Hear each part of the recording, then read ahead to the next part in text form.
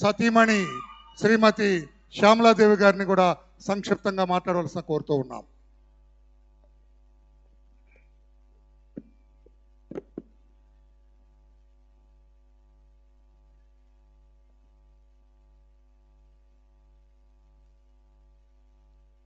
అందరికీ నమస్కారం. ఈరోజు మా అన్నగారు ఎన్టీ రామారావు గారు సినీ వజ్రోత్సవాలు 25 ఇయర్స్కి వచ్చి విజయవాడలో ఈ స్టేజ్ మీద ఇలా మాట్లాడగలుగుతామని అనుకోలేదు.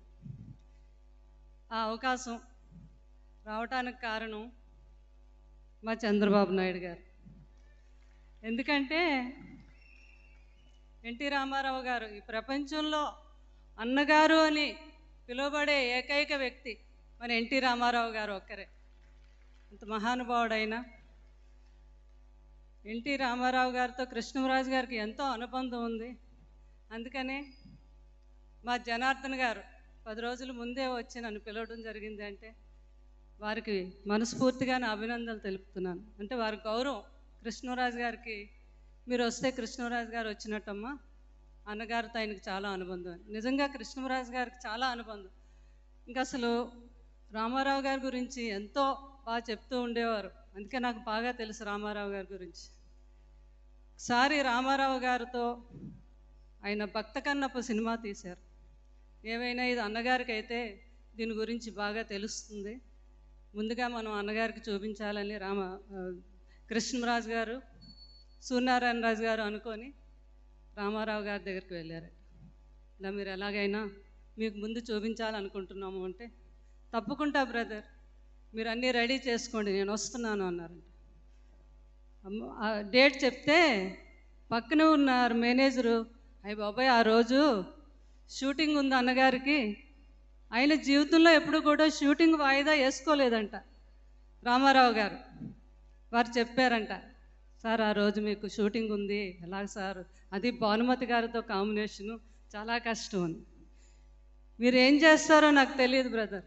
ఆ బ్రదర్స్ ఇద్దరు చూసారా, వారు పిలిచే విధానం, వారి కళ్ళల్లో నేను రావాలనే ఆప్యాయత, నేను వెళ్తున్నాను మీరేం చేస్తారో చేయండి అని చెప్పి ఆ రోజు వారు సినిమాకి వెళ్ళటం, అది చూడటం.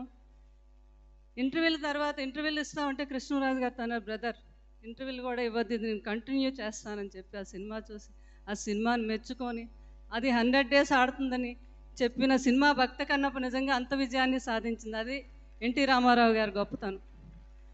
అలాగే ఎన్టీ రామారావు గారు అంటే తెలుగు జాతికి ఒక వెలుగు, అది ఎన్టీ రామారావు గారి గొప్పతనం. వారు ఫ్యామిలీ అందరూ, హరికృష్ణ గారు అవనియండి, తర్వాత మా రామకృష్ణ గారు, బాలకృష్ణ గారు, మోహన్ కృష్ణ గారు, వీరందరూ కూడా ఎంతో రెస్పెక్ట్. కృష్ణరాజు గారు అంటే ఎంతో అభిమానించేవారు, వారికి కూడా వీరి మీద అంత అభిమానం. వారి ఫ్యామిలీ అంతా రామారావు గారు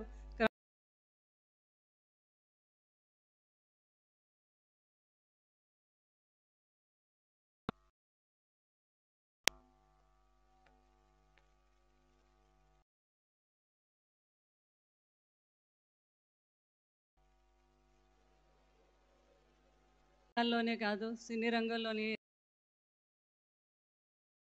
రంగంలోని ఎంతో గౌరవించేవారని కృష్ణరాజు గారు చెప్తూ ఉండేవారు.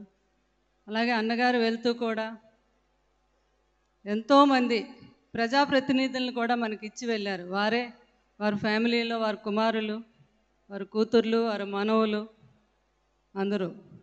అయితే రామారావు గారు అందరికీ రాముడుగానే తెలుసు, కృష్ణుడిగా తెలుసు. ఆయన రాజకీయంలో వచ్చాక రాముడుగా వెళ్తూ ఉంటే కృష్ణరాజు గారు అనేవారు, అన్నగారు అందరూ రాముడుగా వెళ్తూ ఉంటే వెనకాతల ఆంజనేయుడు మా చంద్రబాబు నాయుడు గారు. అంటే చంద్రబాబు నాయుడు గారు ఆంజనేయుడు కాకుండా కిష్కిందను తయారు చేశారు. కిష్కింద అంటే మొత్తం తెలుగుదేశం నాయకులు, కార్యకర్తలు ఎక్కడ ఏ మూల చూసినా, అటు విజయనగరం మొదలుకొని అటు శ్రీకాకుళం నుంచి ఎక్కడ చూసినా కూడా తెలుగుదేశం కార్యకర్తలు. అంతటి గొప్ప వాళ్ళని తయారు చేసింది మా చంద్రబాబు నాయుడు గారు. అలాగే నేను ఒక మాట చెప్పి సెలవు తీసుకుంటున్నాను. నాకు చంద్రబాబు నాయుడు గారు అంటే చాలా అభిమానం. ఎందుకంటే ఆయనకి పర్యావరణ పరిరక్షణ అన్న ఎంతో దాని మీద ముందు చూపు. నాకు ఒక మాట గుర్తుకొస్తుంది, బాహుబలిలో ఒక మాట గుర్తుకొస్తుంది, మాయిష్మతి బాహుబలి వచ్చాడు ఊపిరి తీసుకో అని. అదే మా చంద్రబాబు నాయుడు గారు.